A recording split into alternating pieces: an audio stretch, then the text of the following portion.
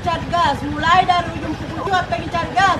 Dapat jangan bilang bawa ke KTP, bawa ke KK, bawa foto. Viral emak-emak mengantre beli gas LPG 3 kg di Makassar. Dalam foto yang beredar, emak-emak yang kelelahan memilih menyimpan tabung kosong mereka di pinggir. Akhirnya tampak giliran tabung emak-emak yang antre di pinggir jalan. Foto tersebut diunggah oleh akun Instagram @makassar_info. Orang antri X, gas yang antre, demikian ditulis akun Instagram @makassar_info.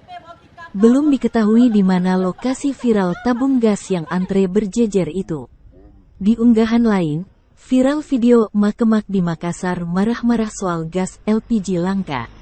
Dengan nada suara tinggi, emak-emak itu mengeluhkan tidak dapat gas LPG 3 kg. Dalam video tersebut, emak-emak itu tampak mengenakan daster berboncengan dengan anak perempuan kecil. Ia memegang tabung gas LPG 3 kg di tangan kiri dan tangan kanannya. Anak kecil di belakangnya juga memegang satu tabung gas.